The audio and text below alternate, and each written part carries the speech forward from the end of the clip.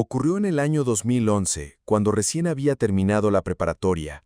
Como todo joven de esa edad, fui a presentar mi examen en la Universidad Veracruzana, con la ilusión de quedarme en ella.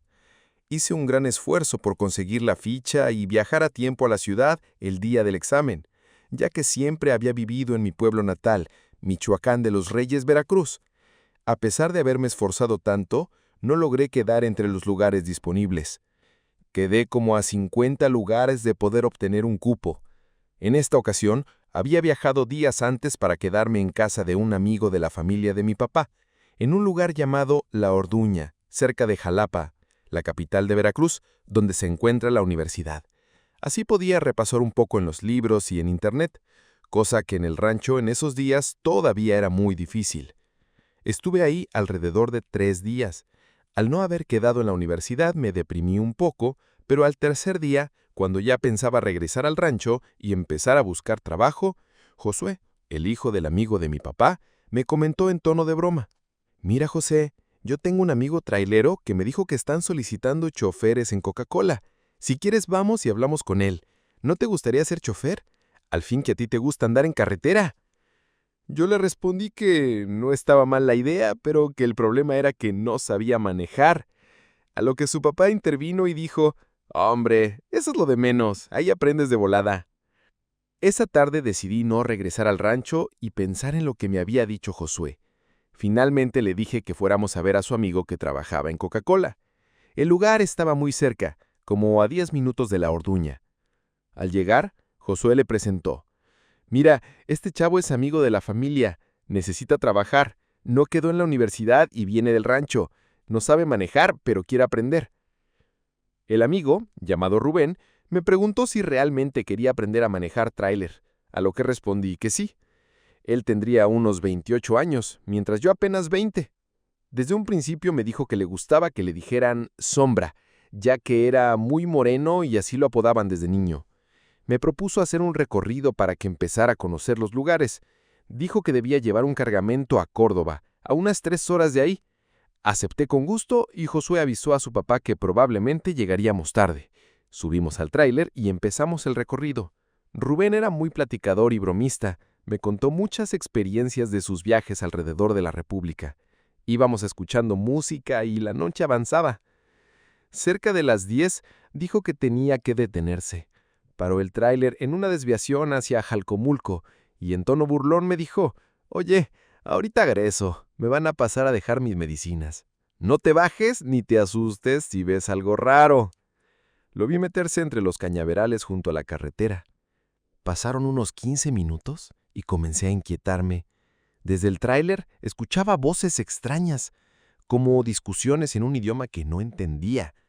Me bajé y lo llamé, pero no respondió. De pronto salió de entre la caña, serio y callado.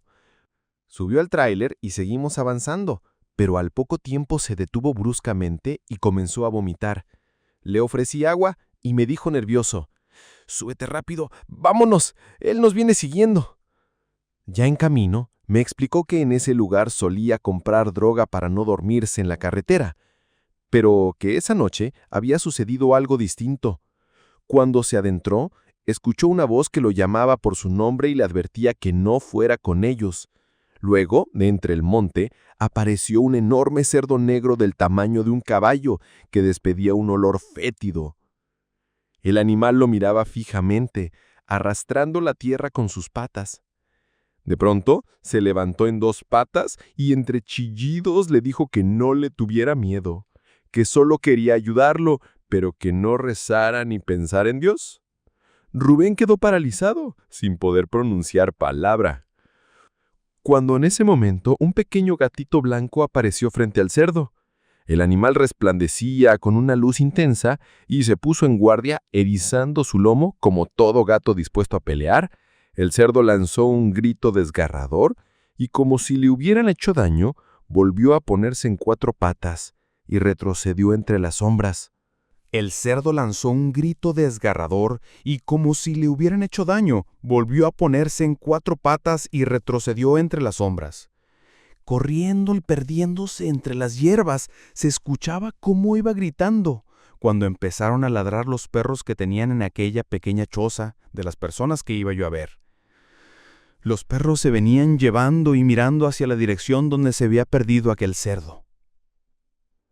Cuando éste se fue, dejó de oler feo. Y lo que te voy a decir ahora sé que tal vez tampoco me lo vas a creer. Cuando volteé a ver al gatito, este solo se lamía sus patas y se sacudía como limpiándose de algo.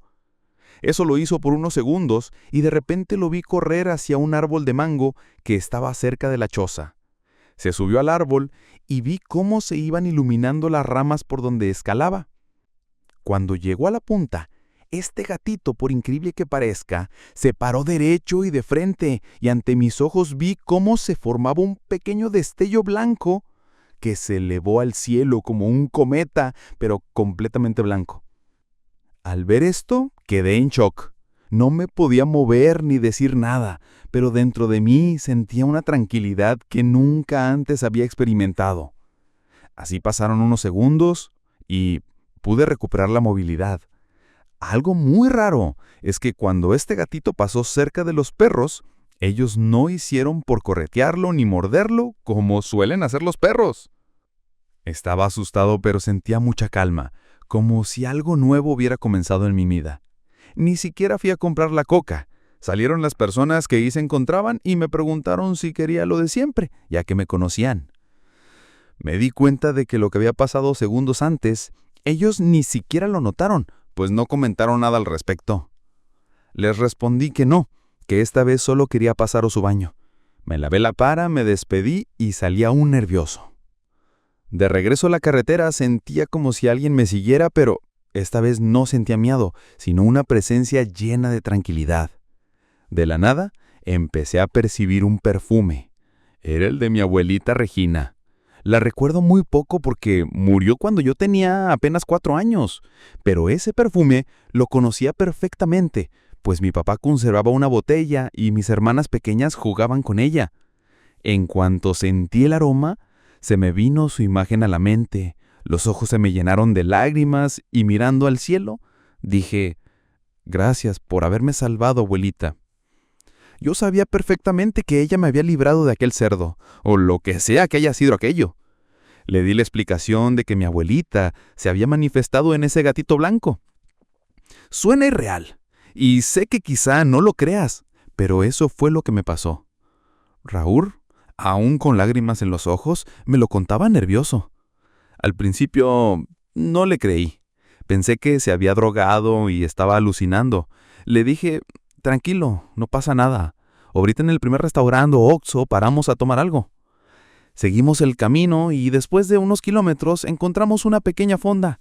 Nos orillamos, pedimos de comer y la señora que nos atendió, un tanto nerviosa, se acercó y dijo, «Oigan muchachos, disculpen, no quiero ser metiche, pero cuando salí por leña, una señora me dijo que ya se va, que ya no los puede esperar.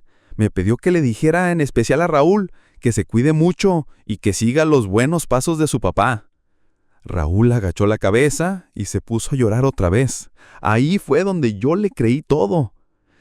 La señora le preguntó cómo era esa mujer y él le pidió que las describiera. Ella respondió que era una viejita ya muy grande, que hasta le dio la mano para saludarla. Raúl le dijo que no se asustara, pero esa señora era su abuelita, fallecida hacía varios años. La mujer quedó sorprendida porque juraba haberla visto como alguien común y corriente. Yo terminé de creer totalmente lo del camino. Comprendí que lo que me había contado Raúl era verdad. Pagamos la cuenta y seguimos el viaje, ya sin decir palabra. A la mañana siguiente regresamos a La Orduña y a la empresa. Raúl le pidió que lo vivido quedara entre nosotros, como un acto de respeto hacia su abuelita. Con el tiempo, nos hicimos buenos amigos. En alguna reunión volvió a tocar el tema y me confesó que en esos días sí era muy adicto a la cocaína, pero lo que pasó aquella noche fue una advertencia de Dios para que dejara ese vicio. Su abuelita había sido la luz que lo ayudó a recapacitar. Hoy lleva casi 2 décadas como chofer y nunca más volvió a drogarse. Siempre guarda respeto y gratitud hacia aquel mensaje que su abuelita le dejó. Una experiencia que yo también presencié.